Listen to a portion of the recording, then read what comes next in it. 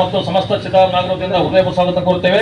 ಅದೇ ರೀತಿಯಾಗಿ ಕಾರ್ಯಕ್ರಮದಲ್ಲಿ ಹಾಸನಾಗಿರುವ ಎಲ್ಲ ನಮ್ಮ ಪತ್ರಕರ್ತರ ಮಿತ್ರರಿಗೂ, ಮಾಧ್ಯಮ ಮಿತ್ರರಿಗೂ ಮತ್ತು ಪೊಲೀಸ್ ಇಲಾಖೆಯವರಿಗೂ, ಎಲ್ಲರಿಗೂ ಸಹ, ಶಾಲಾ ಮಕ್ಕಳಿಗೂ ಎಲ್ಲರಿಗೂ ಸಹ ಮತ್ತೊಮ್ಮೆ ಒಂದು ತಾಲೂಕು ಆಡಳಿತದಿಂದ ಮತ್ತು ಸಮಸ್ತ ಚಿತ್ತಾಪುರ ನಾಗರಿಕರಿಂದ ಈ ಒಂದು ಸ್ವಾಗತ ಗೀತೆಯನ್ನು ಕೇಳ್ಕೊಳ್ತಾ ನನ್ನ ಸ್ವಾಗತ ಗೀತೆಯನ್ನು ಮುಗಿಸುತ್ತೇನೆ. ಜೈ ಹಿಂದ್, ಜೈ ಕರ್ನಾಟಕ, ಜೈ ಭೀಮ್. ನಮಸ್ಕಾರಗಳು. ಸ್ವಾಗತ ಭಾಷಣವನ್ನ ನೆರವೇರಿಸಿಕೊಟ್ಟಿರ್ತಕ್ಕಂಥ ಡಾಕ್ಟರ್ ಜಗದೀಶ್ ಕಣ್ಣಿ ಸರ್ ಅವರಿಗೆ ಹೃತ್ಪೂರ್ವಕವಾದ ಅಭಿನಂದನೆಗಳನ್ನು ಸಲ್ಲಿಸ್ತಾ ಇದ್ದೀನಿ. ಈಗ ವೇದಿಕೆ ಮೇಲಿರ್ತಕ್ಕಂಥ ಗಣ್ಯರಿಗೆ ಪುಷ್ಪಗುಚ್ಛವನ್ನ ನೀಡಿ ಗೌರವಿಸಬೇಕು ಅಂತ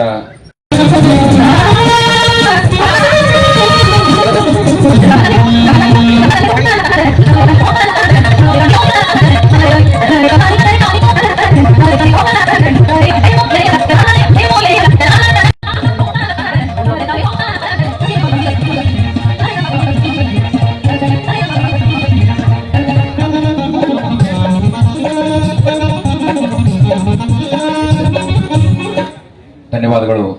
ಪುಷ್ಪಗುಚ್ಛ ನೀಡಿ ಗೌರವಿಸಿರ್ತಕ್ಕಂಥ ಅತಿಥಿ ಮಹೋದಯರಿಗೆ ಹಾಗೂ ನಮ್ಮ ಸಿಬ್ಬಂದಿ ಹಾಗೂ ಗ್ರೇಟ್ ತಹಸೀಲ್ದಾರ್ ಸರ್ ಅವರಿಗೆ. ಈಗ ಈ ಕಾರ್ಯಕ್ರಮವನ್ನು ಉದ್ದೇಶಿಸಿ ಮಾತನಾಡೋದಕ್ಕೆ ಕಾರ್ಯಕ್ರಮವನ್ನು ಜ್ಯೋತಿ ಬೆಳಗುವುದರೊಂದಿಗೆ ಉದ್ಘಾಟಿಸಬೇಕು ಅಂತ ಮಾನ್ಯರಲ್ಲಿ ಕೇಳ್ಕೊಳ್ತಾ ಇದ್ದೀವಿ. ವೇದಿಕೆ ಎಲ್ಲ ಹಾಗೂ ಕಾರ್ಯಕ್ರಮ ಅಧ್ಯಕ್ಷತೆ ವಹಿಸಿರ್ತಕ್ಕಂಥ ಎಲ್ಲರೂ ಕೂಡ ಜ್ಯೋತಿ ಬೆಳಗುವುದರೊಂದಿಗೆ ಕಾರ್ಯಕ್ರಮವನ್ನು ಉದ್ಘಾಟಿಸಬೇಕು ಅಂತ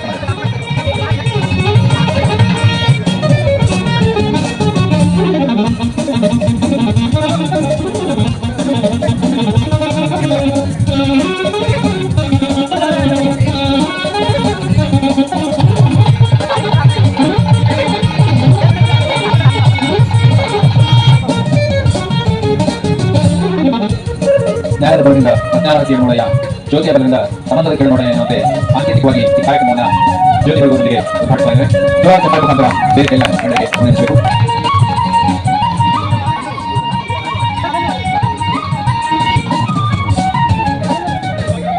ವಿಶ್ವರತ್ನ ಡಾಕ್ಟರ್ ಬಾಬಾ ಸಾಹೇಬ್ ಅಂಬೇಡ್ಕರ್ ಅವರ 134ನೇ ಜಯಂತ್ಯೋತ್ಸವ ಪ್ರಯುಕ್ತ ಪ್ರಬುದ್ಧ ಭಾರತ ನಿರ್ಮಾಣಕ್ಕಾಗಿ ನಾಗಾವಿನಾಡಿನಲ್ಲಿ ಭೀಮ ಉತ್ಸವ ಹಾಗೂ 1949ರ BTMC ಕಾಯ್ದೆ ರದ್ದು ಹಾಗೂ ಮಹಾಬೋಧಿ ಮಹಾವೀರ ಆಂದೋಲನಕ್ಕೆ ಕರೆಯನ್ನ ನೀಡತಕ್ಕಂಥ ಬಹಿರಂಗ ಸಭೆಯ ಆಮಂತ್ರಣ ಪತ್ರಿಕೆ ಅನಾವರಣವನ್ನ ಮಾಡ್ತಾ ಇದ್ದಾರೆ.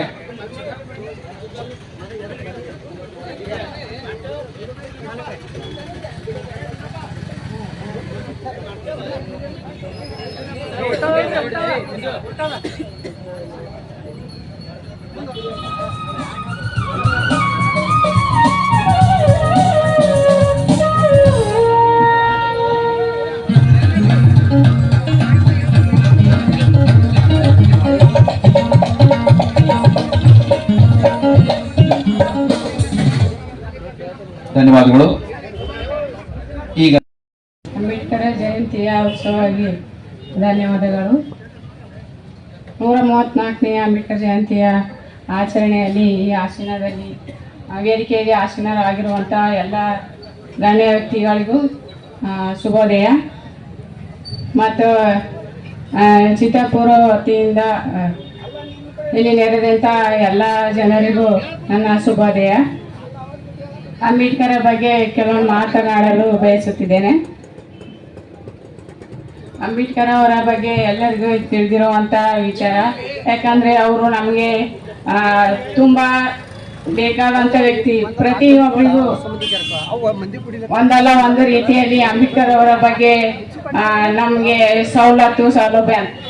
ಒಂದು ಮಗು ಜನ್ಮ ಆಗಬೇಕಾದ್ರೆ ಆ ಮಗುವಿಗೆ ತಾಯಿ ಗರ್ಭದಲ್ಲಿ ಇದ್ದಾಗಲೇ ಅಂಬೇಡ್ಕರ್ ಅವರ ಕೊಡುಗೆ ಆ ಮಗುವಿಗೆ ಸೇರ್ತದೆ. ಯಾಕಂದರೆ ಗೌರ್ಮೆಂಟ್ ಹಾಸ್ಪಿಟಲ್ನಲ್ಲಿ ಏನೇ ಒಂದಿದ್ರು ಒಂದು ತಾಯಿ ಅಲ್ಲಿ ಹೋಗಿ ಹೋಗ್ತಾರೆ. ಆವಾಗಿನಿಂದ ನಮಗೆ ಶುರುವಾಗುತ್ತೆ ಅಂಬೇಡ್ಕರ್ ಅವರ ಕೊಡುಗೆ ಎಂಥದ್ದು ಅಂತ. ಪ್ರತಿಯೊಬ್ಬ ಮಗು ವಿದ್ಯಾಭ್ಯಾಸ ಕಲಿಬೇಕಂದ್ರು ಆಗಿನ ಕಾಲದಲ್ಲಿ ಎಷ್ಟು ಬಡತನ ಇತ್ತು, ಅಸ್ಪೃಶ್ಯತೆ ಹೇಗಿತ್ತು ಅಂತ ಎಲ್ಲರಿಗೂ ಗೊತ್ತಿರೋಂಥ ವಿಚಾರ. ಅವ್ರ ಬಗ್ಗೆ ಎಷ್ಟೇ ಹೇಳಿದ್ರು ಕಮ್ಮಿ. ಅವರು ಭಾರತ ರತ್ನ ಮತ್ತು ತುಂಬಾ ಬೇಕಾದಂತ ಕೊಡುಗೆಗಳು ನಮ್ಗೆ ಕೊಟ್ಟಿದ್ದಾರೆ. ಎಷ್ಟೇ ಹೇಳ್ಬೇಕಾದ್ರೂ ಅವರು ಅಂಬೇಡ್ಕರ್ ಅವರ ತುಂಬಾ ಕಷ್ಟದಲ್ಲಿ ಬೆಳೆದಂತ ವ್ಯಕ್ತಿ. ಯಾಕೆಂದ್ರೆ ನಮ್ಗೆ ಈಗ ಅವರು ಇಷ್ಟೊಂದು ಸವಲತ್ತುಗಳಿಂದ ನಾವು ಕಲಿಬೇಕಾದ್ರೆ ಅವರ ಮಾಡಿದಂತ ತ್ಯಾಗಗಳ ಅಸ್ಪೃಶ್ಯತೆ ಹೋರಾಡಿ ಎಷ್ಟೊಂದು ನಮ್ಗ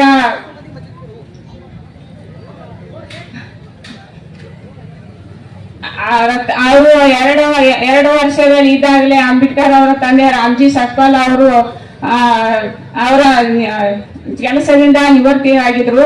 ಮತ್ತೆ ಅವರು ಬಾಲ್ಯದಲ್ಲಿ ಅವರ ತಾಯಿ 6 ವರ್ಷದಲ್ಲಿ ಇದ್ದಾಗಲೇ ತಾಯಿಯನ್ನು ಕಳ್ಕೊಂಡಂತ ವ್ಯಕ್ತಿ. ಅವರು ತಾಯಿ ಇಲ್ಲದೇನೆ ಬೆಳೆದು ಮಲತಾಯಿ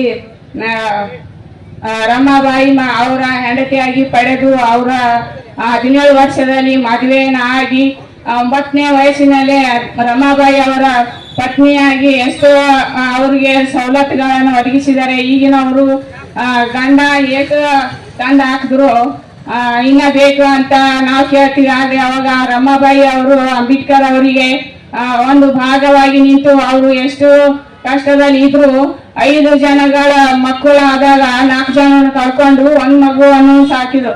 ಅವರು ವಿದೇಶದಲ್ಲಿ ಶಾಲಿ ಕಲಿಯಕ್ಕೆ ಹೋಗಿದಾಗ ಅವರು ಮಗುವನ್ನು ಕಳ್ಕೊಂಡ್ರು ಕೂಡ ನಮ್ಮ ಜನರಿಗಾಗಿ ಒಂದು ಮಗು ಕಳ್ಕೊಂಡ್ರು ನನಗೆ ಒಂದೇ ಮಗು ಹೋಗ್ತದೆ. ಆದ್ರೆ ಭಾರತ ದೇಶದಲ್ಲಿ ನನಗೆ ತುಂಬಾ ದೇಶದ ಜನರು ಮುಖ್ಯ ಎಂದು ಮಗುವನ್ನು ಕಳ್ಕೊಂಡಾಗೂ ಕೂಡ ಅವರು ನಮ್ಮ ಸಂವಿಧಾನ ಬರಿಬೇಕಾದ್ರೂ ಕೂಡ ಬರ್ಲಿಲ್ಲ, ಮತ್ತೆ ಮಗು ಕಳ್ಕೊಂಡ್ರು ಕೂಡ ಬರ್ಲಿಲ್ಲ ಅಂತ ಮಹಾನ್ ವ್ಯಕ್ತಿ ಅಂಬೇಡ್ಕರ್ ಅವರು ಆಗಿದ್ರು.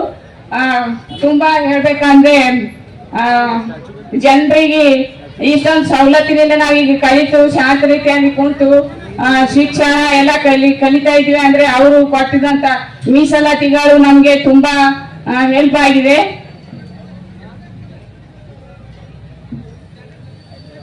ಇಷ್ಟೇ ನಾನು ಹೇಳಕ್ಕೆ ಬಯಸುತ್ತೇನೆ. ಜೈ ಹಿಂದ್, ಜೈ ಕರ್ನಾಟಕ. ಡಾಕ್ಟರ್ BR ಅಂಬೇಡ್ಕರ್ ಅವರು ನಮಗೆ ನೀಡಿದ ಕೊಡುಗೆಗಳನ್ನು ಸ್ಮರಿಸ್ತಾ ಮಾತನಾಡಿರ್ತಕ್ಕಂಥ ಶ್ರೀಮತಿ ಅನ್ನಪೂರ್ಣ ನಾಗಪ್ಪ ಕಲಕ್ರ ಅವರಿಗೆ ಪುರಸಭೆ ಅಧ್ಯಕ್ಷರು ಚಿತ್ತಾಪುರ ಅವರಿಗೆ ಹೃತ್ಪೂರ್ವಕವಾದ ಅಭಿನಂದನೆಗಳನ್ನು ಸಲ್ಲಿಸ್ತಾ ಇದ್ದೀನಿ. ಶ್ರೀ ಭೀಮಣ್ಣ ಸಾಲಿಸರ್ ಅವರು ಮಾಜಿ NKRTC ಅಧ್ಯಕ್ಷರು ಹಾಗೂ ಬ್ಲಾಕ್ ಕಾಂಗ್ರೆಸ್ ಅಧ್ಯಕ್ಷರು ಚಿತ್ತಾಪುರ ಮಾತನಾಡಬೇಕು. ಇಂದಿನ ಚಿತ್ತಾಪುರ ಪಟ್ಟಣದಲ್ಲಿ ಇವತ್ತಿನ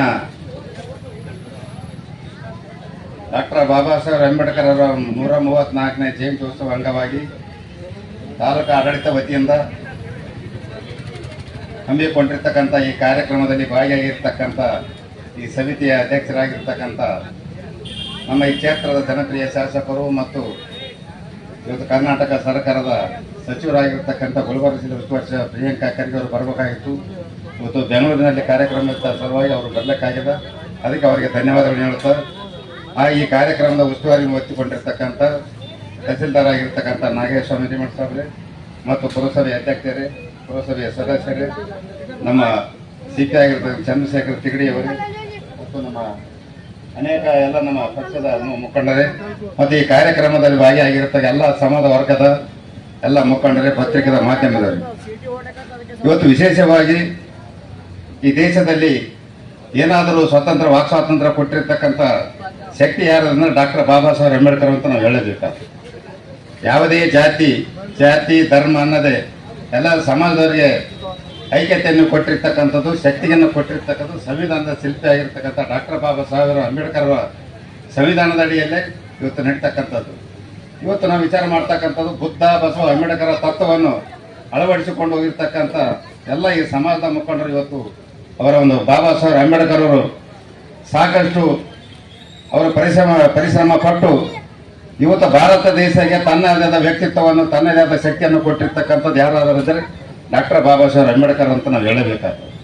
ಒಂದು ವೇಳೆ ಡಾಕ್ಟರ್ ಬಾಬಾ ಅಂಬೇಡ್ಕರ್ ಅವರು ಸಂವಿಧಾನ ಬರೆಯದಿದ್ದರೆ ಇಲ್ಲಿರ್ತಕ್ಕಂಥ ಪ್ರತಿಯೊಂದು ಪ್ರತಿಯೊಬ್ಬ ಮಾನವರು ಅನೇಕ ಜೀವರಾಶಿಗಳು ಸಹ ಇವತ್ತು ಸ್ವತಂತ್ರವಾಗಿ ಬಾಳಲಿಕ್ಕೆ ಸಾಧ್ಯವಾಗ್ತದೆ.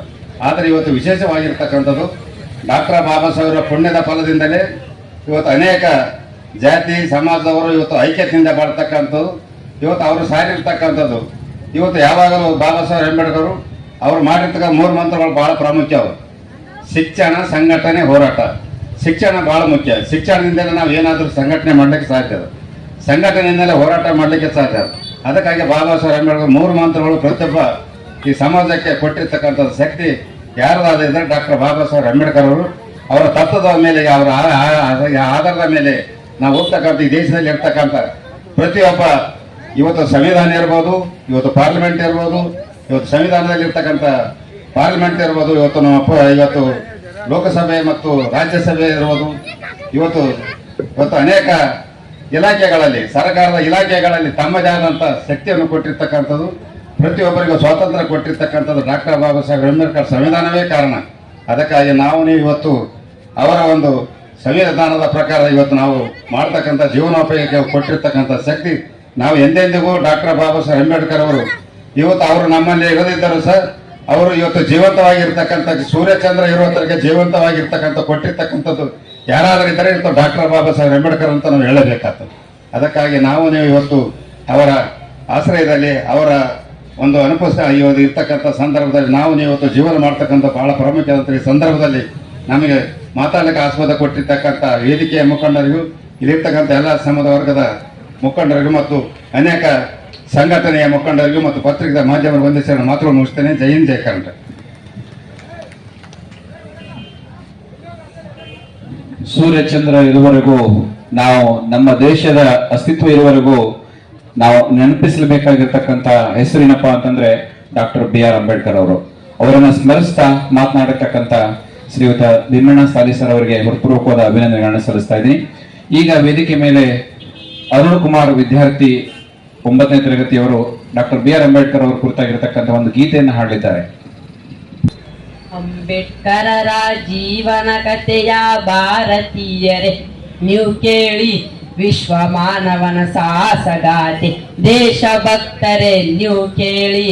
ಅಂಬೇಡ್ಕರರ ಜೀವನ ಕಥೆಯ ಭಾರತೀಯರೇ ನೀವು ಕೇಳಿ, ವಿಶ್ವ ಮಾನವನ ಸಾಹಸಗಾಥೆ ದೇಶಭಕ್ತರೇ ನೀವು ಕೇಳಿ. ಮಹಾರಾಷ್ಟ್ರದ ಮಹುಲ್ ಎಂಬುದು ಅಂಬೇಡ್ಕರರ ಜನ್ಮಸ್ಥಳ. ಏಪ್ರಿಲ್ 14 ಕೊನೆಯ ದಿನ ಬಾಬಾ ಸಾಹೇಬರ ಜನ್ಮದಿನ. ರಾಮಜಿ ಸಕ್ಪಾಲ್ ತಂದೆಯ ಹೆಸರು ಭೀಮಾಬಾಯಿ, ತಾಯಿಯ ಹೆಸರು ಸೂರ್ಯ ತೇಜನ. ಬಾಲನ ಕರೆದರು ಭೀಮಾ ಎಂದು ಹೆಸರಿಟ್ಟು. ಬೆಳೆಯುವ ಪೈರು ಮೊಳಕೆಯಲ್ಲಿಯೇ ಪ್ರತಿಭೆಯ ಮರೆತನು ಬಾಲಕನು. ದೇಶ ವಿದೇಶವ ಪದವಿಯ ಪಡೆದು ಹೋರಾಟವನ್ನು ರೂಪಿಸಿದ. ನೊಂದ ಜನತೆಗೆ ದಾರಿ ತೋರಿದ. ಬೆಂದ ಬಾಳಿಗೆ ಬೆಳಕು ನೀಡಿದ. ಅಂಬೇಡ್ಕರರ ಜೀವನ ಕಥೆಯ ಭಾರತೀಯರೇ ನೀವು ಕೇಳಿ, ವಿಶ್ವ ಮಾನವನ ಸಾಹಸಗಾಥೆ ದೇಶಭಕ್ತರೇ ನೀವು ಕೇಳಿ. ದನಗಳು ಕರುಗಳು ನೀರನ್ನು ಕುಡಿಯುವ ಭೂತಾಯಿಗೆ ಸೇರಿದ ಕೆರೆಯಲ್ಲಿ ಭೀಮನು ನೀರನ್ನು ಕುಡಿಯಲು ಹೋದರೆ ಜಾತಿವಾದಿಗಳು ಬಿಡಲಿಲ್ಲ. ದೂರದ ಊರಿಗೆ ತಂದೆಯ ನೋಡಲು ಗಾಡಿಯ ಸವರದಿ ಹೋದಾಗ ಗಾಡಿ ಸವಾರನು ಜಾತಿಯ ತಿಳಿದು ಭೀಮನ ಭೂಮಿ ನುಗ್ಗಿದನು. ಈ ಅನ್ಯಾಯವ ಕೊನೆಗಾಗಿಸುವ ದಾರಿಯು ಭೀಮನು ಯೋಚಿಸಿದ. ದೇಶ ವಿದೇಶವ ಪದವಿಯ ಪಡೆದು ಹೋರಾಟವನ್ನು ರೂಪಿಸಿದ. ನೊಂದ ಜನತೆಗೆ ದಾರಿ ತೋರಿದ. ಬೆಂದ ಬಾಳಿಗೆ ಬೆಳಕು ನೀಡಿದ.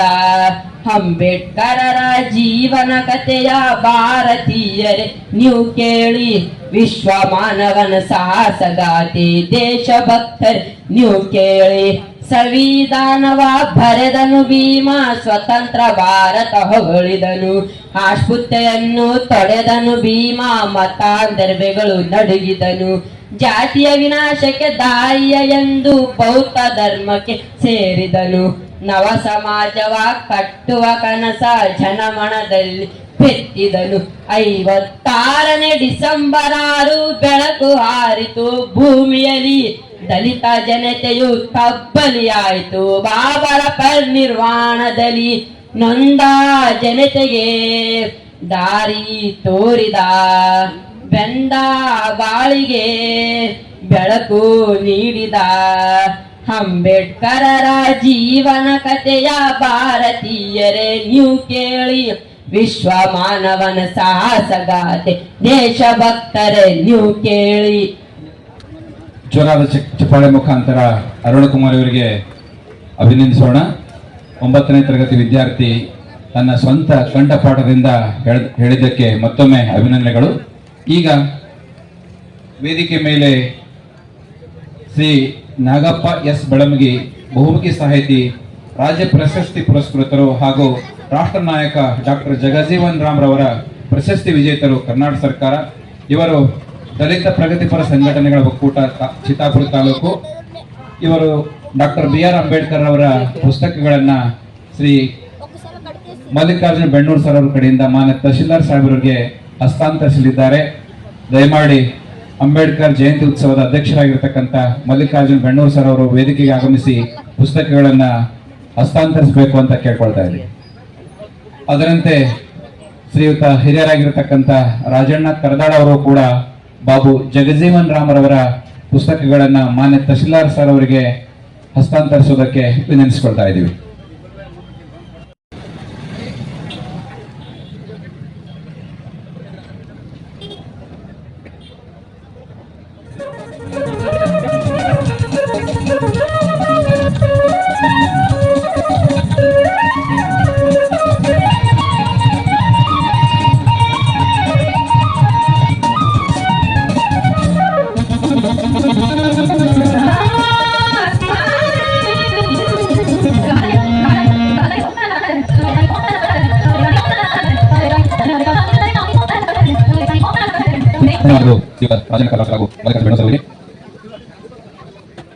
ಹೆಸರು ಏಷ್ಯಾದ ದೀಪ. ಓ ಬಾಬಾ ಸಾಹೇಬ, ಓ ಬಾಬಾ ಸಾಹೇಬ, ರಾಜ್ಯ ವ್ಯವಸ್ಥೆಯ ಮೇಲೆ ಅಳಿಸಲಾಗದ ಮುದ್ರೆಯನ್ನು ಒತ್ತಿದ ಮಹಾನುಭಾವ. ರಾಜ್ಯ ವ್ಯವಸ್ಥೆಯ ಮೇಲೆ ಅಳಿಸಲಾಗದ ಮುದ್ರೆಯನ್ನು ಒತ್ತಿದ ಮಹಾನುಭಾವ. ಭಾರತಕ್ಕೆ ಭಾಷ್ಯ ಬರೆದ ಆಧುನಿಕ ಮನುಯುವ. ಭಾರತಕ್ಕೆ ಭಾಷ್ಯ ಬರೆದ ಆಧುನಿಕ ಮನುಯುವ. ನೀ ನೀಡಿದೆ ಐಕ್ಯತೆಯನ್ನು ಸಾರುವ ಭರತಖಂಡಕ್ಕೆ ಅಳಿಸಲಾಗದ ಕಾನೂನು. ನೀ ನೀಡಿದೆ ಐಕ್ಯತೆಯನ್ನು ಸಾರುವ ಭರತಖಂಡಕ್ಕೆ ಅಳಿಸಲಾಗದ ಕಾನೂನು. ನೀ ರೂಪಿಸಿದೆ ಸ್ವತಂತ್ರ ಭಾರತದ ಅದ್ಭುತ ಭವಿಷ್ಯವನ್ನು. ನೀ ರೂಪಿಸಿದೆ ಸ್ವತಂತ್ರ ಭಾರತದ ಅದ್ಭುತ ಭವಿಷ್ಯವನ್ನು. ಇಡೀ ಜಗತ್ತಿಗೆ ನಿಬ್ಬೆರಗು ಮಾಡಿತು ನಿನ್ನಯ ನೀತಿ ನಿಯಮ. ಇಡೀ ಜಗತ್ತಿಗೆ ನಿಬ್ಬೆರಗು ಮಾಡಿತು ನಿನ್ನಯ ನೀತಿ ನಿಯಮ. ಕೊಟ್ಟಿತು ಎಲ್ಲಾ ಸಂಕುಲಕ್ಕೆ ಬಾಳು ಅಧಿಕ ಸರ್ವಸಮ. ಓ ಮಹನೀಯ, ನೀ ಜಗದೇಕ ವೀರ, ಭಾರತ ಮಾತೆಯ ಹೆಮ್ಮೆಯ ಕುವರ. ನೀನಿಲ್ಲದಿದ್ದರೆ ನಮ್ಮಯ ಈ ನೆಲ ಅಪೂರ್ಣ. ಏಕೆಂದರೆ ಶತಶತಮಾನಗಳ ತುಳಿತಕ್ಕೆ ನೀನೆಳೆದ ತೆರೆ ಅಪೂರ್ವ. ದೀನ ದಲಿತರ, ಶಮನಿತರ, ಶೋಷಿತರ ಧ್ವನಿಯಾದವನು. ಹೆಣ್ಣು ಮಕ್ಕಳ ಜೀವನವನ್ನ ಕತ್ತಲೆಯಿಂದ ಬೆಳಕಿಗೆ ತಂದ ಮಹಾ ಮೇಧಾವಿ ನೀನು. ಬುದ್ಧ ಬಸವರ ಸಾಲಿಗೆ ನೀ ನಿಂತೆ, ಬುದ್ಧ ಬಸವರ ಸಾಲಿಗೆ ನೀ ನಿಂತೆ. ಆದರೆ ನಮ್ಮಯ ಜನರ ಪಾಲಿಗೆ ನೀ ಸೀಮಿತವಂತೆ. ಆದರೆ ನಮ್ಮಯ ಜನರ ಪಾಲಿಗೆ ನೀ ಸೀಮಿತವಂತೆ. ಅಪ್ಪ ನೀನಾದೆ ಏಷ್ಯಾದ ದೀಪ. ಅಪ್ಪ ನೀನಾದೆ ಏಷ್ಯಾದ ದೀಪ. ಹಚ್ಚುವೆ ನಿನಗೊಂದು ಭೀಮಗಂಗಾ ತನಯನ ನಂದದ ದೀಪ. ಹಚ್ಚುವೆ ನಿನಗೊಂದು ಭೀಮಗಂಗಾ ತನಯನ ನಂದದ ದೀಪ. Thank you sir. ಈಗ ಈ ಕಾರ್ಯಕ್ರಮದ ವೇದಿಕೆ ಮೇಲೆ ಉಪಸ್ಥಿತರಿರ್ತಕ್ಕಂಥ ಇನ್ನೋರ್ವ ಅತಿಥಿಗಳು ಒಂದು 2 ನಿಮಿಷ ಮಾತನಾಡಬೇಕು ಅಂತ ಶ್ರೀ ಜಗದೀಶ್ ಚವ್ಹಾಣ್ರವರು ಅವರಿಗೆ ಅವಕಾಶ ಮಾಡಿಕೊಡ್ತಾರೆ. 2 ನಿಮಿಷದಲ್ಲಿ ಮುಂದೆ ಉಪನ್ಯಾಸಕರ ಅವಕಾಶವನ್ನ ನಾವು ಕೇಳಬೇಕಾಗ್ತದೆ. ದಯಮಾಡಿ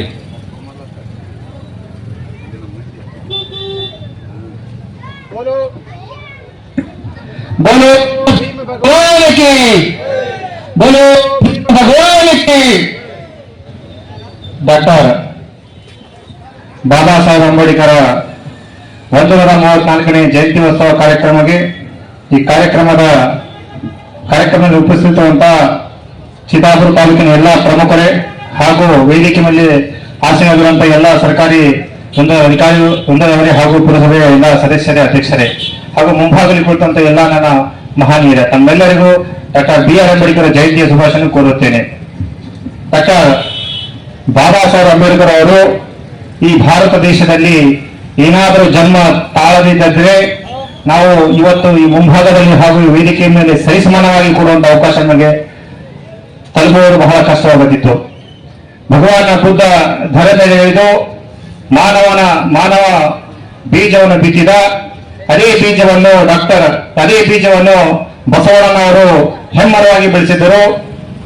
ಅದನ್ನೇ ಸಂವಿಧಾನ ರೂಪದಲ್ಲಿ ಕೊಟ್ಟು ಡಾಕ್ಟರ್ ಬಾಬಾ ಸಾಹೇಬ್ ಅಂಬೇಡ್ಕರ್ ನಮ್ಮೆಲ್ಲರಿಗೂ, ತಮಗೂ ನಮಗೆಲ್ಲರಿಗೂ ಸರ್ವರಿಗೂ ಸಮಪಾಲನ್ನು ಕೊಟ್ಟಂತ ಮಹಾನ್ ನಾಯಕ ಡಾಕ್ಟರ್ ಬಿ ಆರ್ ಅಂಬೇಡ್ಕರ್ ಅವರು. ಒಂದು ಕಾಲ ಇತ್ತು, ರಾಜನ ಮನೆಯಲ್ಲಿ ಮಹಾರಾಣಿಯ ಹೊಟ್ಟಿಯಲ್ಲಿ ರಾಜಕುಮಾರ ಹುಟ್ಟಿದ್ದ.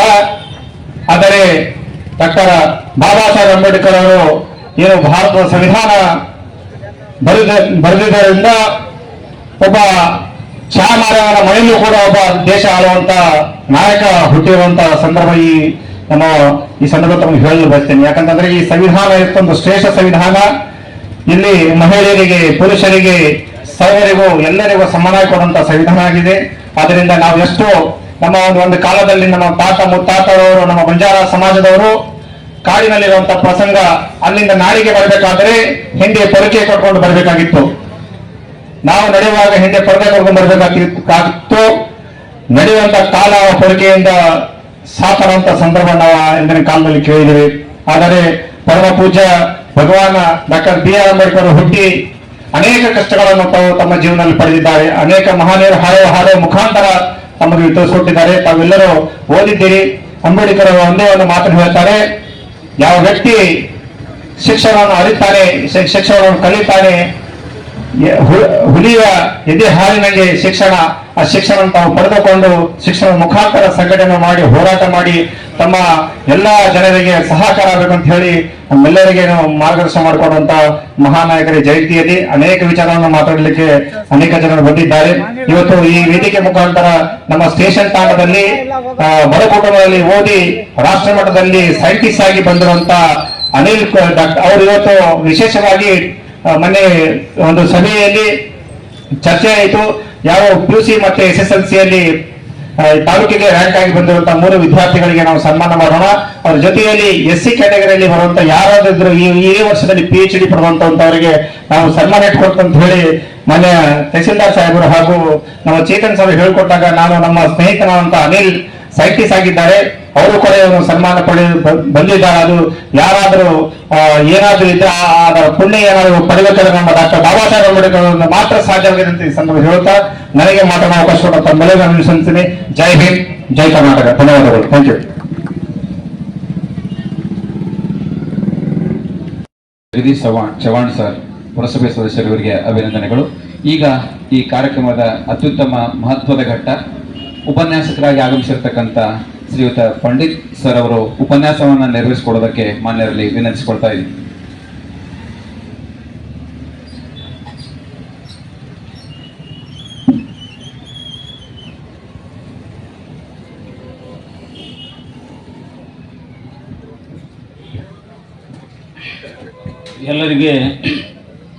ಎಲ್ಲರಿಗೂ ಸಪ್ರೇಮ್ ಜೈ ಭೀಮ್. ತಾಲೂಕಾ ಆಡಳಿತ ಚಿತ್ತಾಪುರ ವತಿಯಿಂದ ಹಮ್ಮಿಕೊಂಡಿರುವ ವಿಶ್ವರತ್ನ ಸಂವಿಧಾನ ಶಿಲ್ಪಿ ಡಾಕ್ಟರ್ ಬಿ ಆರ್ ಅಂಬೇಡ್ಕರ್ ಅವರ 134ನೆಯ ಜನ್ಮ ದಿನಾಚರಣೆ ನಿಮಿತ್ತ ಹಮ್ಮಿಕೊಂಡಿರುವ ಕಾರ್ಯಕ್ರಮದ ವೇದಿಕೆ ಮೇಲೆ ಆಸೀನರಾಗಿರ್ತಕ್ಕಂಥ ಮತ್ತೆ ಕಾರ್ಯಕ್ರಮದ ಈ ಒಂದು ಆಮಂತ್ರಣದಲ್ಲಿ ಇರುವಂತಹ ಎಲ್ಲ ಮಾನ್ಯ ರಾಜಕೀಯ ಮುಖಂಡರನ್ನು ಈ ಸಂದರ್ಭದಲ್ಲಿ ಗೌರವಿಸುತ್ತಾ, ಇವತ್ತಿನ ಕಾರ್ಯಕ್ರಮದ ಅಧ್ಯಕ್ಷತೆಯನ್ನು ವಹಿಸಿರುವ ತಾಲೂಕಾ ದಂಡಾಧಿಕಾರಿಯಾಗಿರುವ ಶ್ರೀ ನಾಗಯ್ಯ ಹಿರೇಮಠ್ ಸರ್ ಅವರೇ, ವೇದಿಕೆ ಮೇಲೆ ಆಸೀನರಾಗಿರ್ತಕ್ಕಂಥ ಚಿತ್ತಾಪುರ ತಾಲೂಕಿನ ಬ್ಲಾಕ್ ಕಾಂಗ್ರೆಸ್ ಅಧ್ಯಕ್ಷರು ಹಾಗೂ KSRTCಯ ಮಾಜಿ ಅಧ್ಯಕ್ಷರಾಗಿರ್ತಕ್ಕಂಥ ಹಿರಿಯರಾದ ಸಾಲಿ ಸರ್ ಅವರೇ, ಹಾಗೆಯೇ ಚಿತ್ತಾಪುರ ತಾಲೂಕಿನ ಪುರಸಭೆಯ ಅಧ್ಯಕ್ಷರಾದ ಶ್ರೀಮತಿ ಅನ್ನಪೂರ್ಣ ಕಲ್ಲಕ್ ಅವರೇ, ರೇವಣಸಿದ್ದಪ್ಪ ಕಾಂತ ಸರ್ಕಾರಿ ಪ್ರಥಮ ದರ್ಜೆ ಕಾಲೇಜಿನ ಪ್ರಾಚಾರ್ಯರಾದ ಡಾಕ್ಟರ್ ಶಿವಶರಣಪ್ಪ ಬಿರಾದಾರ್ ಸರ್ ಅವರೇ, ಹಾಗೂ ವೇದಿಕೆ ಮೇಲಿರುವ ಎಲ್ಲ ಸರ್ಕಾರಿ ನೌಕರ ಬಂಧುಗಳು, ವಿಶೇಷವಾಗಿ ನಮ್ಮ ಸಹೋದರ ಹಾಗೂ CPI ಆಗಿರ್ತಕ್ಕಂಥ ಚಂದ್ರಶೇಖರ್ ತಿಗಡಿ ಸರ್ ಅವರೇ, ವೇದಿಕೆ ಮೇಲಿರುವ ಎಲ್ಲ ನೌಕರ ಬಾಂಧವರೇ, ಪುರಸಭೆಯ ಚುನಾಯಿತ ಸದಸ್ಯರೇ, ಹಾಗೂ ಈ ಕಾರ್ಯಕ್ರಮದಲ್ಲಿ ಭಾಗಿಯಾಗಿರುವ ಚಿತ್ತಾಪುರ ತಾಲೂಕಿನ ನೌಕರ ಬಂಧುಗಳೇ, ನಾಗರಿಕರೇ, ವಿದ್ಯಾರ್ಥಿಗಳೇ ಹಾಗೂ ಪತ್ರಿಕಾ ಬಂಧುಗಳೇ, ವಿಶೇಷವಾಗಿ ಬಾಬಾ ಸಾಹೇಬರ ಈ ಒಂದು ಜನ್ಮದಿನವನ್ನು ಸರ್ಕಾರದ ವತಿಯಿಂದ ಆಚರಣೆ ನಡೀತಿರ್ತಕ್ಕಂಥದ್ದು ಬಹಳ ಸಂತೋಷದ ಸಂಗತಿ. ಇದಾದ್ಮೇಲೆ ಮತ್ತೆ ಒಂದು ಇನ್ವಿಟೇಷನ್ ಕೂಡ ಬಿಡುಗಡೆ ಮಾಡಿರ್ತಕ್ಕಂಥದ್ದನ್ನು ನೋಡಿದ್ದೀವಿ. ಒಂದು ಅದ್ದೂರಿ ಜಯಂತಿ ಕೂಡ ಈ ತಾಲೂಕಿನಲ್ಲಿ ಬರುವ ದಿನದಲ್ಲಿ ಮತ್ತೆ ನಡೆಯುತ್ತೆ ಅಂತಕ್ಕಂಥದ್ದು. ಮಹಾನ್ ಮಾನವತಾವಾದಿ, ಸಮಾಜಮುಖಿ ಚಿಂತಕ, ರಾಜಕೀಯ ಮುತ್ಸದ್ದಿ, ಕಾನೂನು ಮತ್ತು ಆರ್ಥಿಕ ತಜ್ಞ, ಅಪ್ರತಿಮ ಸಂಶೋಧಕ, ತತ್ವಜ್ಞಾನಿ, ನೇರ ನುಡಿಯ ಪತ್ರಕರ್ತ, ಅಪ್ರತಿಮ ರಾಷ್ಟ್ರವಾದಿ, ಅಗ್ರಮಾನ್ಯ ದೇಶಭಕ್ತ, ವಿಶ್ವಜ್ಞಾನಿ, ಭಾರತ ರತ್ನ ಡಾಕ್ಟರ್ BR ಅಂಬೇಡ್ಕರ್ ಅವರ 134ನೇ ಜನ್ಮದಿನ ಇಡೀ ವಿಶ್ವದಾದ್ಯಂತ ನಡೀತಾ ಇರುವುದು ನಮ್ಮೆಲ್ಲರಿಗೂ ಕೂಡ ಹೆಮ್ಮೆ ಮತ್ತು ಸಂತೋಷದ ಸಂಗತಿ. ಬಂಧುಗಳೇ, ಭಾರತದ ದೇಶದ ಚರಿತ್ರೆಯನ್ನು ನಾವು ಗಮನಿಸಿದಾಗ ಜಗತ್ತಿನಲ್ಲಿ ಮಾನವರನ್ನು ಗುಲಾಮರನ್ನಾಗಿ ಸೃಷ್ಟಿ ಮಾಡಿರ್ತಕ್ಕಂಥ ಇತಿಹಾಸ ನಾವು ಈ ದೇಶದಲ್ಲಿ ಕಾಣ್ತೇವೆ. ಆದರೆ ಗುಲಾಮರನ್ನು ಮಾನವರನ್ನಾಗಿ ಮಾಡಿರ್ತಕ್ಕಂಥ ಜಗತ್ತಿನ ಏಕೈಕ ವ್ಯಕ್ತಿ ಅಂದ್ರೆ ಡಾಕ್ಟರ್ BR ಅಂಬೇಡ್ಕರ್ ಅವರು ಅಂತಕ್ಕಂಥದ್ದು ನಮಗೆ ಚರಿತ್ರೆಯಿಂದ ಗೊತ್ತಾಗುತ್ತೆ. ಇನ್ನೊಬ್ಬರ ಮುಂದೆ ಕೈ ಕಟ್ಟಿ ನಿಲ್ಲುವಂತ ವ್ಯಕ್ತಿಗಳಿಗೆ ಕೊರಳಲ್ಲಿ ಟೈ ಕಟ್ಟಿ ನಿಲ್ಲುವಂತೆ ಮಾಡಿರ್ತಕ್ಕಂಥವ್ರು ಡಾಕ್ಟರ್ BR ಅಂಬೇಡ್ಕರ್ ಅವರು. ಅದು ಎಲ್ಲ ಜನಾಂಗದಲ್ಲಿ ಇರ್ತಕ್ಕಂಥ ವ್ಯಕ್ತಿಗಳಿಗೆ ಈ ಮಾತನ್ನು ಅನ್ವಯಿಸುತ್ತೆ ಬಂಧುಗಳೇ. ಸಾಮಾನ್ಯವಾಗಿ ಈ ಭೂಮಿಯ ಮೇಲೆ ಕೆಲವೇ ವ್ಯಕ್ತಿಗಳಿಗೆ ದಿನನಿತ್ಯ ಹುಟ್ಟುವ ತಾಕತ್ತಿದೆ. ಅವ್ರು ದಿನನಿತ್ಯ ಹುಟ್ಟುತ್ತಾರೆ, ದಿನನಿತ್ಯ ಜೀವಂತವಾಗಿರ್ತಾರೆ. ನಮ್ಗೆ ಗೊತ್ತಿದೆ ಸತ್ತಿರ್ತಕ್ಕಂಥ ವ್ಯಕ್ತಿಗಳು ಮತ್ತೆ ಹುಟ್ಟಲ್ಲ ಅಂತಕ್ಕಂಥದ್ದು. ಆದ್ರೆ ಈ ಭೂಮಿ ಮೇಲೆ ಕೆಲವೇ ವ್ಯಕ್ತಿಗಳಿಗೆ ದಿನನಿತ್ಯ ಹುಟ್ಟುವ ತಾಕತ್ತಿದೆ. ಅದರಲ್ಲೇ ಡಾಕ್ಟರ್ BR ಅಂಬೇಡ್ಕರ್ ಅವರು ಅಂತಕ್ಕಂಥದ್ದು ನಾವು ನೆನಪಿಸ್ಕೊಳ್ಬೇಕಾಗಿರ್ತಕ್ಕಂಥದ್ದು. ಬಾಬಾ ಸಾಹೇಬರು ಹುಟ್ಟಿ ಇವತ್ತಿಗೆ 134 ವರ್ಷಗಳು. 1891ರಲ್ಲಿ ಬಾಬಾ ಸಾಹೇಬರ ಜನನವಾಗುತ್ತೆ. ಇವತ್ತಿಗೆ 134 ವರ್ಷಗಳು ಕಳೆದಿರ್ತಕ್ಕಂಥದ್ದು.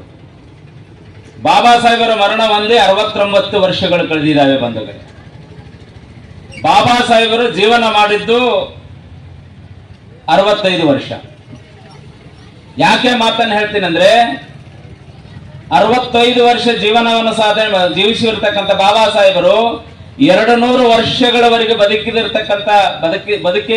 ಮಾಡಿರ್ತಕ್ಕಂಥ ವ್ಯಕ್ತಿಗಳು ಮಾಡಿರ್ತಕ್ಕಂಥ ಸಾಧನೆ 65 ವರ್ಷದಲ್ಲಿ ಈ ದೇಶದಲ್ಲಿ ಮಾಡಿರ್ತಕ್ಕಂಥದ್ದು ನಾವು ಕಾಣ್ತೀವಿ ಅಂತಕ್ಕಂಥದ್ದು. ಸಾಮಾನ್ಯವಾಗಿ ಬಾಬಾ ಸಾಹೇಬರು 1956 ಡಿಸೆಂಬರ್ 6ರಂದು ಮರಣ ಹೊಂದಿದಾಗ ಜಗತ್ತಿನ 193 ದೇಶಗಳು ಅವರ ರಾಷ್ಟ್ರ ಧ್ವಜವನ್ನು ಅರ್ಧಕ್ಕಿಳಿಸಿ ಬಾಬಾ ಸಾಹೇಬರಿಗೆ ಗೌರವವನ್ನು ಸಲ್ಲಿಸ್ತಾರೆ. ಜಗತ್ತಿನ 193 ದೇಶಗಳು, ಕೇವಲ ಭಾರತ ಅಷ್ಟೇ ಅಲ್ಲ. ಯಾಕೆ ಅವರನ್ನು ಈ ಗೌರವ ಸಲ್ಲಿಸ್ತೇವೆ ದೇಶಗಳೆಂದ್ರೆ ಅವರು ಅಗರ್ಭ ಶ್ರೀಮಂತರಿದ್ದಾರೆ ಅನ್ನೋ ಕಾರಣಕ್ಕಾಗಲ್ಲ. ಬಾಬಾ ಸಾಹೇಬರ ಶ್ರೀಮಂತರಿರ್ಲಿಲ್ಲ, ದೊಡ್ಡ ರಾಜಕಾರಣಿ ಇರಲಿಲ್ಲ. ಬಾಬಾ ಸಾಹೇಬರಿಗೆ ಇಡೀ ವಿಶ್ವ ಗೌರವ ಯಾತಕ್ಕೆ ಕೊಡುತ್ತೆ ಅಂದ್ರೆ ಅವರ ಜ್ಞಾನಕ್ಕೆ ಅಂತಕ್ಕಂಥದ್ದು ಕೂಡ ನಾವು ಇಲ್ಲಿ ಅರ್ಥ ಮಾಡ್ಕೊಳ್ಬೇಕಾಗಿದೆ ಎಲ್ಲ ಬಂಧುಗಳೇ. ಇವತ್ತು ನಾವು ಬಾಬಾ ಸಾಹೇಬರ ಜಯಂತಿಯನ್ನು ಮಾಡ್ತಾ ಇದ್ದೀವಿ. ಬಾಬಾ ಸಾಹೇಬರು ಅಂದ್ರೆ ಕೇವಲ ಒಂದು ಜನಾಂಗದ ವ್ಯಕ್ತಿಗಳಿಗೆ, ಒಂದು ಧರ್ಮದ ವ್ಯಕ್ತಿಗಳಿಗೆ, ಒಂದು ಸಮುದಾಯದ ವ್ಯಕ್ತಿಗಳಿಗೆ ಸೌಲಭ್ಯ ಕೊಟ್ಟಿರ್ತಕ್ಕಂಥ ವ್ಯಕ್ತಿ ಅಲ್ಲ. ಈಗ ಅನೇಕ ಜನರು ಕೂಡ ಮಾತಾಡಿರ್ತಕ್ಕಂಥದ್ದು ನಾವು ಗಮನಿಸಿದ್ದೀವಿ. ಸಾವಿರಾರು ವರ್ಷಗಳಿಂದ ದನ ಕಾಯ್ತಕ್ಕಂಥ ವ್ಯಕ್ತಿಗಳು ಇದ್ರು ಈ ದೇಶದಲ್ಲಿ. ದನ ಕಾಯೋರು ದನ ಕಾಯ್ತಿದ್ರು, ಕುರಿ ಕಾಯೋರು ಕುರಿ ಕಾಯ್ತಿದ್ರು, ಹೂವ ಕೀಳೋರು ಹೂವ ಕೀಳ್ತಿದ್ರು, ಚೌರ ಮಾಡೋರು ಚೌರ ಮಾಡ್ತಿದ್ರು, ಹೊಲ ಬಿತ್ತೋರು ಬಿತ್ತಿದ್ರು. ನೋಡಿ, ಇಂಥ ಎಲ್ಲ ಕೆಲಸ ಮಾಡಿ ಮಳೆ ಮತ್ತು ಬಿಸಿಲನ್ನದೇ ಈ ಶತಮಾನಗಳಿಂದ ಈ ಎಲ್ಲ ಕೆಲಸಗಳನ್ನು ಮಾಡುವಂತ ವ್ಯಕ್ತಿಗಳಿಗೆ ಒಂದು ಘನತೆಯ ಬದುಕನ್ನು ತಂದುಕೊಟ್ಟವರು ಯಾರಾದ್ರೂ ಇದ್ರೆ ಅವರು ಡಾಕ್ಟರ್ BR ಅಂಬೇಡ್ಕರ್ ಅಂತಕ್ಕಂಥದ್ದು ನೀವು ನೆನೆಸ್ಕೊಳ್ಬೇಕಾಗಿ ಬಂದದ್ದು. ಸಾಮಾನ್ಯವಾಗಿ ನಾವು ಒಂದು ಕಡೆ ನೋಡ್ತೀವಿ ಬಂಧುಗಳೇ, ಒಂದು ಕಾಲ ಇತ್ತು. ಇವತ್ತು ಹೆಂಗಾಗಿದೆ ಅಂದ್ರೆ ಅವತ್ತಿನ ಗುಲಾಮರಿಗೆ ಸಲಾಮ ಹೊಡೆಯುವಂತ ಕಾಲ ಬಂದಿದೆ. ಅಂದ್ರೆ ಅದಕ್ಕೆ ಸಂವಿಧಾನ ಮತ್ತೆ ಶಿಕ್ಷಣ ಅನ್ನುವುದನ್ನು ನಾವು ಗಮನಿಸಬೇಕಾಗಿರ್ತಕ್ಕಂಥದ್ದು. ಈ ದೇಶದಲ್ಲಿ ಇನ್ನೂ ಜಾತೀಯತೆ ಜೀವಂತವಾಗಿದೆ, ಈ ದೇಶದಲ್ಲಿ ಶೋಷಣೆ ಇನ್ನೂ ಜೀವಂತವಾಗಿದೆ, ಈ ದೇಶದಲ್ಲಿ ಅಸ್ಪೃಶ್ಯತೆ ಇನ್ನೂ ಜೀವಂತವಾಗಿದೆ ಅಂತಕ್ಕಂಥದ್ದು. ಆದರೆ ಅದಕ್ಕೆ ಸಂವಿಧಾನ ಕಾರಣವೇ ಅನ್ನೋದನ್ನು ಆಲೋಚನೆ ಮಾಡಬೇಕಾಗಿದೆ. ಕಬೀರ್ದಾಸರು ಒಂದು ಮಾತು ಹೇಳ್ತಾರೆ, ದೀಪದ ಬೆಳಕಿನಲ್ಲಿ ಒಬ್ಬ ವ್ಯಕ್ತಿ ಕೂತ್ಕೊಂಡು ಗೀತೆಯನ್ನು ಓದ್ತಾನೆ, ಅದೇ ದೀಪದ ಬೆಳಕಿನಲ್ಲಿ ಇನ್ನೊಬ್ಬ ವ್ಯಕ್ತಿ ಕಳ್ಳತನವೂ ಮಾಡ್ತಾನೆ. ಒಬ್ಬ ವ್ಯಕ್ತಿ ದೀಪದ ಬೆಳಕಿನಲ್ಲಿ ಕೂತು ಗೀತೆ ಓದ್ತಾನೆ, ಅದೇ ದೀಪದ ಬೆಳಕಿನಲ್ಲಿ ಇನ್ನೊಬ್ಬ ವ್ಯಕ್ತಿ ಕಳ್ಳತನ ಮಾಡ್ತಾರೆ ಅಂದ್ರೆ ತಪ್ಪು ದೀಪದಲ್ಲ, ತಪ್ಪು ಆ ಮನುಷ್ಯನ ಗುಣದ್ದು ಅಂತಕ್ಕಂಥದ್ದು. ಇವತ್ತು ಭಾರತ ದೇಶ ಸ್ವತಂತ್ರವಾಗಿ 75 ವರ್ಷ ಕಳೆಸಿದ್ರು ಕೂಡ ಇನ್ನೂ ಒಪ್ಪತ್ತಿಗೆ ಊಟದ ವ್ಯವಸ್ಥೆಗೆ ದಿಕ್ಕಿಲ್ಲದ ವ್ಯಕ್ತಿಗಳು ದೇಶದಲ್ಲಿ ಇದ್ದಾರೆ. 75 ವರ್ಷ ನಾವು ಕಳೆದಿದ್ದೀವಿ, ಆದರೂ ಕೂಡ 25 ವರ್ಷ ಒಪ್ಪತ್ತಿನ ಊಟಕ್ಕೆ ಗತಿ ಇಲ್ಲದ ವ್ಯಕ್ತಿಗಳು ಕೂಡ ಇದ್ದಾರೆ. ಇವತ್ತು ಭಾರತ ದೇಶದ ವ್ಯಕ್ತಿಗಳು ನಾವೆಲ್ಲರೂ ಕೂಡ ವಿಜ್ಞಾನದಲ್ಲಿ ಮುಂದೆ ಹೋಗಿದ್ದೀವಿ, ಚಂದ್ರಲೋಕಕ್ಕೂ ಹೋಗಿವಿ, ಮಂಗಳ ಲೋಕಕ್ಕೂ ಹೋಗಿದ್ದೀವಿ, ಆದರೆ ಪಕ್ಕದ ಮನೆ ಅಂಗಳಕ್ಕೆ ಹೋಗ್ತಾ ಇಲ್ಲ. ಬಾಬಾ ಸಾಹೇಬರು ಹೇಳಿರ್ತಕ್ಕಂಥ ಮಾತೇನಂದ್ರೆ, ನೀವು ಚಂದ್ರಲೋಕಕ್ಕೂ ಹೋಗಿ ಮಂಗಳ ಲೋಕಕ್ಕೂ ಹೋಗಿ, ಆದ್ರೆ ಈ ದೇಶ ಸುಧಾರಣೆ ಆಗ್ಬೇಕು, ಈ ದೇಶದಲ್ಲಿ ಸಮಾನತೆ ಬರಬೇಕಂದ್ರೆ ಪಕ್ಕದ ಮನೆ ಅಂಗಳಕ್ಕೆ ಹೋಗುವುದು ಬಹಳ ಮುಖ್ಯ ಇದೆ ಅನ್ನುವುದು ಡಾಕ್ಟರ್ ಬಾಬಾ ಸಾಹೇಬರ ವಿಚಾರ ಆಗಿತ್ತು ಅಂತಕ್ಕಂಥದ್ದು. ಪಕ್ಕದ ಮನೆ ಅಂಗಳಕ್ಕೆ ಹೋಗ್ಬೇಕಾದ್ರೆ ನನಗೆ ಜಾತಿ ಆಟ ಆಗ್ತಾ ಇದೆ, ಧರ್ಮಗಳ ಆಟ ಆಗ್ತಾ ಇದ್ದಾವೆ, ಭಾಷೆ ಆಟ ಆಗ್ತಾ ಇದೆ, ಅಂತಸ್ತುಗಳ ಆಟ ಆಗ್ತಾ ಇದ್ದಾವೆ. ಅದಕ್ಕೆ ಬಾಬಾ ಸಾಹೇಬರನ್ನು ಮಹಾಮಾನವತಾವಾದಿ ಅಂತ ಕರೀತಾರೆ. ಈ ಮನುಷ್ಯತ್ವ ಅನ್ನೋದು ಬೇರೆ ಎಲ್ಲಿಂದ ಕೊಂಡ್ಕೊಳ್ಳೋದಕ್ಕೆ ಸಾಧ್ಯ ಇಲ್ಲ. ಚಿತ್ತಾಪುರಕ್ಕೆ ಬರಗಾಲ ಬಂದಿದೆ, ನೀರಿಲ್ಲ ಅಂದ್ರೆ ಪ್ರಿಯಾಂಕ್ ಸಾಹೇಬರು ನೀರು ತಂದು ಕೊಡಬಹುದು ಚಿತ್ತಾಪುರಕ್ಕೆ. ಚಿತ್ತಾಪುರಕ್ಕೆ ಅನ್ನದ ಬರ ಬಂದಿದ್ರೆ ಎಲ್ಲಿದ್ರು ಒಂದಿಷ್ಟು ರೇಷನ್ ಅಕ್ಕಿ ತಂದು ಕೊಡಬಹುದು. ಚಿತ್ತಾಪುರಕ್ಕೆ ಮನುಷ್ಯತ್ವದ ಬರ ಬಂದಿದೆ ಅಂದ್ರೆ ತಂದು ಕೊಡುವುದಕ್ಕೆ ಸಾಧ್ಯ ಇಲ್ಲ. ಅದಕ್ಕಾಗಿ ಈ ಮನುಷ್ಯತ್ವ ಮಾನವೀಯತೆ ಅನ್ನೋದು ನಮಗೆ ಬರಬೇಕಾದ್ರೆ ನಾವು ಬುದ್ಧನನ್ನು ಓದ್ಬೇಕಾಗಿದೆ, ಬಸವಣ್ಣನನ್ನು ಓದ್ಬೇಕಾಗಿದೆ, ಅಂಬೇಡ್ಕರನ್ನು ಓದ್ಬೇಕಾಗಿದೆ, ಕನಕದಾಸರನ್ನು ಓದ್ಬೇಕಾಗಿದೆ, ಅಂಬಿಗರ ಚೌಡಯ್ಯನನ್ನು ಓದ್ಬೇಕಾಗಿದೆ. ಇವರೆಲ್ಲರೂ ಕೂಡ ನಮ್ಮ ಮನಸ್ಸನ್ನು ತೊಳಿತಕ್ಕಂಥ ತಾಕತ್ತಿರ್ತಕ್ಕಂಥದ್ದು ಇವ್ರ ವಿಚಾರದಲ್ಲಿ ಅನ್ನೋದನ್ನು ತಿಳ್ಕೊಳ್ಬೇಕಾಗಿದೆ ನಮಗೆ. ಆ ಕಾರಣಕ್ಕಾಗಿ ಜಯಂತಿ ಮಾಡುವ ಉದ್ದೇಶ ಇಷ್ಟೇ, ಒಂದು ಆತ್ಮಸಾಕ್ಷಿಯಾಗಿ ನಾವು ಅವರು ಹೇಳಿರುವ ತತ್ವದಲ್ಲಿ ನಡೀತಾ ಇದ್ದೀವಾ, ಈ ಸಮಾಜದಲ್ಲಿ ಸಮಾನತೆ ನಾವು ತರುವುದಕ್ಕೆ ಸಾಧ್ಯ ಆಗಿದೆ ಅನ್ನುವ ಆತ್ಮ ಅವಲೋಕನ ಮಾಡತಕ್ಕಂಥ ಸಂದರ್ಭ ಆಗಿದೆ ಅನ್ನುವುದನ್ನು ಕೂಡ ಈ ಸಂದರ್ಭದಲ್ಲಿ ನಾನು ಹೇಳುವುದಕ್ಕೆ ಇಷ್ಟಪಡ್ತಾ ಇದ್ದೀನಿ. ಇನ್ನೊಂದು ವಿಚಾರ ನಾನು ಇಲ್ಲಿ ನಡೆದಿರ್ತಕ್ಕಂಥ ಯುವಕರಿಗೆ ಅಥವಾ ಜನರಿಗೆ ಹೇಳುವುದಕ್ಕೆ ಬಯಸ್ತಾ ಇದ್ದೀನಿ. ಒಂದು ಕಾಲ ಇತ್ತು, ನಮ್ಮ ಹಿರಿಯರು ನಮ್ಮ ಪೂರ್ವಜರು ಬಾಬಾ ಸಾಹೇಬರ ಫೋಟೋವನ್ನು ತಲೆಯ ಮೇಲೆ ಇಟ್ಕೊಂಡು ಜಯಂತಿ ಮಾಡುವ ಕಾಲ ಅದು.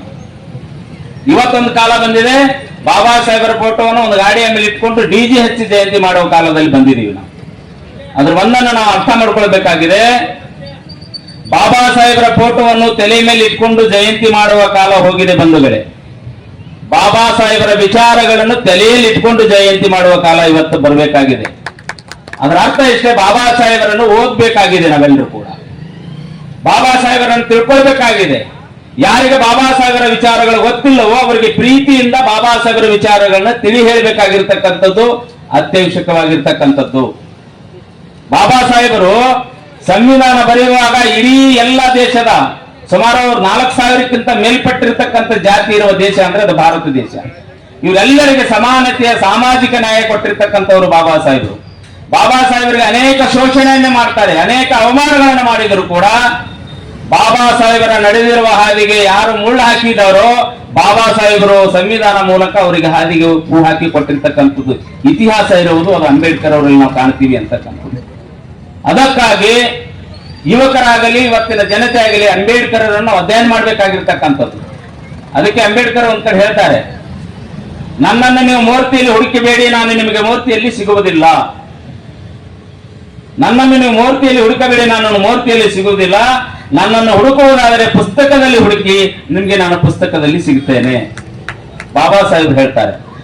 ಬಾಬಾ ಸಾಹೇಬರು ಮೂರ್ತಿ ಅಂಬೇಡ್ಕರ್ ಅಲ್ಲ, ಅವರು ಪುಸ್ತಕದ ಅಂಬೇಡ್ಕರ್ ಅಂತಕ್ಕಂಥದ್ದು ನಾವು ಅರ್ಥ ಮಾಡ್ಕೊಳ್ಬೇಕಾಗಿರ್ತಕ್ಕಂಥದ್ದು ಬಂದಿದೆ. ಆ ಕಾರಣಕ್ಕಾಗಿ ಇವತ್ತಿನ ಈ ಸಂದರ್ಭದಲ್ಲಿ ಇವತ್ತು ಊರಾಚೆ ಇರುವ ಕೇರಿ ಹುಡುಗರು ರಾಜಬೀದಿಯಲ್ಲಿ ಒಂದು ಮೆರವಣಿಗೆ ಬರ್ತಾ ಇದ್ದಾರೆ ಅಂದ್ರೆ, ಯಾರೋ ಸತ್ತಿರ್ತಕ್ಕಂಥ, ಯಾರೋ ಮದುವೆ ಆಗ್ತಕ್ಕಂಥ ಮನೆ ಮುಂದೆ ಹಲಿಗೆ ಬ್ಯಾಂಡು ಭಜಂತ್ರಿ ಬಾರಿಸಿರ್ತಕ್ಕಂಥ ವ್ಯಕ್ತಿಗಳ ಮುಂದೆ ಇವತ್ತು ಹಲಿಗೆ ಬ್ಯಾಂಡು ಭಜಂತ್ರಿ ಬಾರಿಸ್ತಾ ಇದ್ದಾರೆ ಅಂದ್ರೆ, ಈ ದೇಶದ ಒಬ್ಬ ಚಹಾ ಮಾರುವ ವ್ಯಕ್ತಿ ಈ ದೇಶದ ಪ್ರಧಾನಿ ಆಗ್ತಾನಂದ್ರೆ, ಒಬ್ಬ ಗಂಡ ಸತ್ತ ಹೆಣ್ಣು ಮಗಳು ದೇಶದ ಪ್ರಧಾನಿ ಆಗ್ತಾಳೆ ಅಂದ್ರೆ, ಒಬ್ಬ ಪತ್ರಿಕೆ ಮಾರುವ ವ್ಯಕ್ತಿ ಈ ದೇಶದ ರಾಷ್ಟ್ರಪತಿ ಆಗ್ತಾನಂದ್ರೆ, ಕಾರಣ ಯಾರು ಅನ್ನುವುದನ್ನು ಆಲೋಚನೆ ಮಾಡಬೇಕಾಗಿರ್ತಕ್ಕಂಥದ್ದು. ಅದಕ್ಕೆ ಕಾರಣ ಡಾಕ್ಟರ್ BR ಅಂಬೇಡ್ಕರ್ ಅವರು ಬರೆದಿರುವ ಸಂವಿಧಾನ ಅನ್ನುವುದನ್ನು ಕೂಡ ನಾವು ಆಲೋಚನೆ ಮಾಡಬೇಕಾಗಿರ್ತಕ್ಕಂಥದ್ದು. ಹಳ್ಳಿಯಲ್ಲಿ ಒಂದು ಮಾತು ಹೇಳ್ತಾರೆ, ನಾನು ಇವತ್ತು ನೋಡಿದೆ, ಕಾನೂನಿಗಿಂತ ದೊಡ್ಡವರು ಯಾರು ಇಲ್ಲ ಅಂತ. ಕಾನೂನಿಗಿಂತ ದೊಡ್ಡವರು ಯಾರು ಇಲ್ಲ ಅಂದ್ರೆ ಕಾನೂನು ಬರೆದವ್ರಕ್ಕಿಂತ ದೊಡ್ಡವರು ಯಾರು ಇಲ್ಲ ಅಂತಾನೆ ಅರ್ಥ ಅದು. ಕಾನೂನಿಗಿಂತ ದೊಡ್ಡವರು ಯಾರು ಇಲ್ಲ ಅಂದ್ರೆ ಕಾನೂನು ಬರೆದಿರ್ತಕ್ಕಂಥ ವ್ಯಕ್ತಿಗಿಂತ ದೊಡ್ಡವರು ಈ ಜಗತ್ತಿನಲ್ಲಿ ಯಾರು ಇಲ್ಲ ಅನ್ನೋ ಆಲೋಚನೆ ನಾವು ಮಾಡ್ಕೊಳ್ಬೇಕಾಗಿರ್ತಕ್ಕಂಥದ್ದು ಬಂದಿದೆ. ಇಡೀ ಬಾಬಾ ಸಾಹೇಬರ ಬದುಕನ್ನು ನಾವು ಓದಿದಾಗ ಇವತ್ತು ನಾವು ಬಾಯಿ ಬಿಚ್ಚಿ ನಗ್ತಾ ಇದ್ದೀವಿ ಅಂದ್ರೆ ನಮ್ಮ ನಗುವಿನ ಹಿಂದೆ ಬಾಬಾ ಸಾಹೇಬರ ನೋವಿದೆ. ಇವತ್ತು ಸಂತೋಷದಿಂದ ಕುಣಿತಾ ಇದ್ದೀವಿ ಅಂದ್ರೆ ನಮ್ಮ ಸಂತೋಷದ ಹಿಂದೆ ಬಾಬಾ ಸಾಹೇಬರ ದುಃಖ ಇದೆ ಅನ್ನುವುದನ್ನು ನಾವು ಆಲೋಚನೆ ಮಾಡ್ಕೊಳ್ಬೇಕಾಗಿರ್ತಕ್ಕಂಥದ್ದು.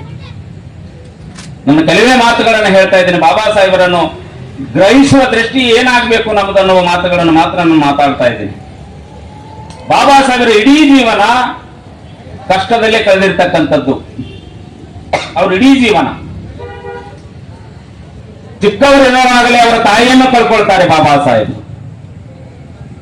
ಮುಂದೆ ಅವರ ಹೆಂಡತಿಯ ರಮಾಬಾಯಿ ತೀರಿಕೊಂಡು 13 ವರ್ಷ ಏಕಾಂಗಿಯಾಗಿ ಬಾಬಾ ಸಾಹೇಬರು ಬದುಕ್ತಾರೆ. ಯಾಕೆ ನಾನು ಮಾತನ್ನು ಹೇಳ್ತಾ ಇದ್ದೇನೆ ಅಂದ್ರೆ ನಮ್ಮ ನಗುವಿನ ಹಿಂದೆ ಬಾಬಾ ಸಾಹೇಬರ ನೋವಿದೆ, ನಮ್ಮ ಸಂತೋಷದ ಹಿಂದೆ ಬಾಬಾ ಸಾಹೇಬರ ದುಃಖ ಇದೆ ಅನ್ನೋ ಮಾತನ್ನು ಹೇಳುವುದಕ್ಕ. ಒಂದು ಕಡೆ ಬಾಬಾ ಸಾಹೇಬರಿಗೆ ರಮೇಶ ಮತ್ತು ಗಂಗಾಧರ ಅನ್ನೋ ಇಬ್ಬರು ಮಕ್ಕಳು ಇರ್ತಾರೆ. ರಮೇಶ ಮತ್ತು ಗಂಗಾಧರ ಅನ್ನೋ ಇಬ್ಬರು ಮಕ್ಕಳು ಸಾವನ್ನಪ್ತಾರೆ. ದುರಂತ ಏನಂದ್ರೆ ಬಾಬಾ ಸಾಹೇಬರು ಹುಟ್ಟುವಾಗಲೂ 2 ಮಕ್ಕಳ ಮುಖ ನೋಡಿರ್ಲಿಲ್ಲ, ಸತ್ ಮೇಲೂ ಆ ಮಕ್ಕಳ ಮುಖ ನೋಡಲ್ಲ. ಕಾರಣ ಏನಂದ್ರೆ ಈ ದೇಶಕ್ಕೆ ಅಂಟಿಕೊಂಡಿರುವ ರೋಗವನ್ನು ನಾನು ಬಿಡಿಸಬೇಕು, ಈ ದೇಶದಲ್ಲಿ ಶತಮಾನದಿಂದ ಶೋಷಣೆಗೆ ಒಳಪಟ್ಟಿರ್ತಕ್ಕಂಥ ಜನಾಂಗಕ್ಕೆ ಒಂದು ಸ್ವಾಭಿಮಾನದ ಬದುಕು